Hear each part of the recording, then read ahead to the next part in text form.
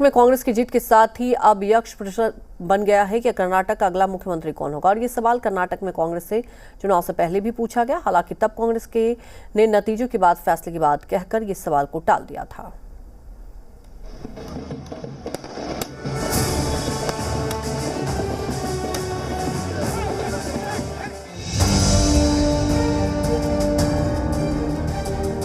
दक्षिण के दुर्ग पर कौन करेगा राज?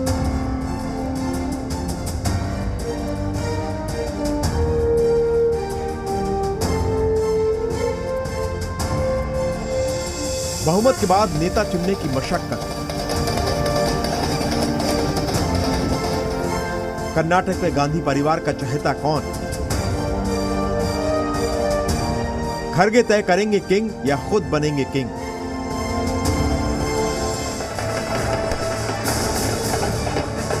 कांग्रेस ने जैसे ही कर्नाटक में 113 का जादुई आंकड़ा पार किया, वैसे ही हर जुबान पर एक ही सवाल आ गया, कर्नाटक का अगला मुख्यमंत्री कौन होगा?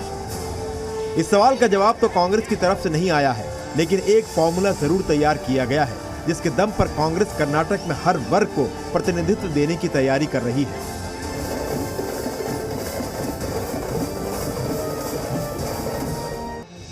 सूत्रों के मुताबिक कांग्रेस कर्नाटक में मुख्यमंत्री के साथ 3 उप मुख्यमंत्री भी बनाएगी। तीनों उप मुख्यमंत्री 3 अलग अलग समुदाय के होंगे। एक लिंगायत, एक वोकालिग्गा और एक दलित समाज से आने वाले विधायक को उप मुख्यमंत्री बनाया जाएगा। इस फॉर्मूले के पीछे की वजह है 2024 का लोकसभा चुनाव और कर्नाटक का सामाजिक समीकरण। कांग्रेस जिसे भी कर्नाटक के मुख्यमंत्री की कुर्सी पर बिठाएगी, उसके जिम्मे कांग्रेस की 5 गारंटी को जनता तक पहुंचाना तो होगा ही, उस गारंटी का नतीजा भी जल्द से जल्द दिखाना होगा, ताकि लोकसभा चुनाव में उसका फायदा मिल सके। हमारे 5 वायदे हैं, हम इन वायदों को पहले दिन पहली कैबिनेट मीटिंग में पूरा करेंगे। ऐसे में कांग्रेस आलाकमान उप मुख्यमंत्री के साथ साथ मुख्यमंत्री पद के लिए ऐसे चेहरे की तलाश में जुट गई है जो सारे सियासी समीकरणों को साधने में सक्षम हो। हालांकि कांग्रेस में मुख्यमंत्री पद के 2 बड़े दावेदार हैं। पहले पूर्व मुख्यमंत्री और कांग्रेस विधायक दल के नेता सिद्धरामैया और दूसरे कर्नाटक कांग्रेस के प्रदेश अध्यक्ष डीके शिवकुमार। सिद्धरामैया ने 2013 में सीएम पद की रेस में मौजूदा कांग्रेस अध्यक्ष मल्लिकार्जुन खड़गे को पछाड़ा था। 5 साल तक प्रदेश में कांग्रेस की सरकार चलाई थी। ऐसे में सिद्धरामैया के पास सरकार चलाने का अनुभव है। साथ ही पूरे कर्नाटक में सिद्धरामैया की अपनी एक पकड़ भी है। लेकिन सिद्धरामैया के साथ एक बड़ी दिक्कत है उनकी उम्र। सिद्धरामैया 75 साल के हैं, जो कांग्रेस के दूरगामी सियासत के लिए फिट नहीं है। वहीं कर्नाटक में सीएम पद की रेस में जो दूसरा चेहरा बहुत तेजी से आगे बढ़ता दिख रहा है, वो है डीके शिवकुमार। डीके शिवकुमार वो नेता हैं जिन्होंने पिछले 5 साल लगातार कांग्रेस के प्रदेश अध्यक्ष रहते हुए बीजेपी का डटकर सामना किया है।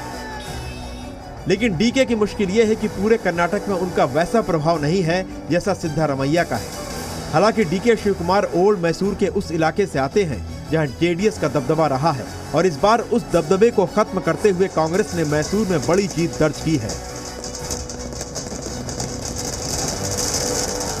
हमारे पास एक प्रोसीजर होता है कि कहीं भी राज्य में कभी भी इलेक्शंस होते हैं तो हम लोग उस एक प्रोसीजर के तहत ही करते हैं। यहाँ के एमएलएस की मीटिंग बुलाते हैं, ऑब्जर्वर, सेंट्रल ऑब्जर्वर जाते हैं। जाने के बाद वहाँ का जो ओपिनियन आएगा, जो कंसेंसस बनेगा, वो हाईकमांड को बताएंगे। हम लोग उसमें सभी रहेंगे, राहुल जी रहेंगे, सभी लोग मिलके निर्णय वो लेंगे। वो बाद में की बात है। अब यही ठहरे ऐसा निर्णय कोई भी नहीं लेता। कांग्रेस अध्यक्ष मल्लिकार्जुन खड़गे से कर्नाटक के चुनावी नतीजों के बाद जब सीएम पद के लिए सवाल पूछा गया तो उन्होंने पार्टी के नियमों को समझाकर उससे पल्ला झाड़ लिया। लेकिन सियासी जानकार जानते हैं कि कांग्रेस अध्यक्ष के मन में भी कर्नाटक के सीएम बनने की आकांक्षाएं खत्म नहीं हुई हैं। खड़गे 3 बार कर्नाटक का मुख्यमंत्री बनते बनते चूक गए थे। इस बार कांग्रेस की कमान उनके ही हाथ में है। ऐसे में अगर डीके शिवकुमार और सिद्धरामैया के बीच कुर्सी को लेकर रस्साकसी ज्यादा तल्ख हुई तो कांग्रेस के लिए खड़गे भी एक विकल्प हो सकते हैं। इन 3 नेताओं के अलावा भी कांग्रेस में कई नेता हैं जो सीएम पद की लालसा पाले बैठे हैं। इन नेताओं को उम्मीद है कि सिद्धारमैया और DK शिवकुमार की महत्वाकांक्षाओं के चक्कर में उनका दांव लग सकता है। इन नेताओं की लिस्ट में सबसे ताकतवर नाम पूर्व उप मुख्यमंत्री जी परमेश्वर का है। जी परमेश्वर का दलित समाज से आना उनके प्रोफाइल को मजबूत बनाता है। हालांकि सिद्धारमैया ने चुनाव से पहले ही ऐलान कर दिया था कि ये उनका आखिरी चुनाव है। ऐसे में कांग्रेस उन्हें कुछ वक्त तक सीएम पद देकर एक सम्मानपूर्ण विदाई दे सकती है और 2.5 साल के फॉर्मूले के तहत पहले सिद्धारमैया और फिर DK शिवकुमार को मुख्यमंत्री पद दे सकती है। लेकिन इस पर DK शिवकुमार भी सहमत होंगे, यह अहम सवाल है। सूत्रों के मुताबिक कर्नाटक के नए मुख्यमंत्री के नाम पर आज शाम होने वाले विधायक दल की बैठक में भी चर्चा हो सकती है। लेकिन कांग्रेस का सिस्टम रहा है कि विधायक दल की बैठक में सीएम पद की चयन की जिम्मेदारी कांग्रेस आलाकमान को सौंप दी जाती है। उम्मीद है कि आज की कांग्रेस विधायक दल की बैठक में भी इसी परंपरा को दोहराया जाएगा। ब्यूरो रिपोर्ट, जी मीडिया।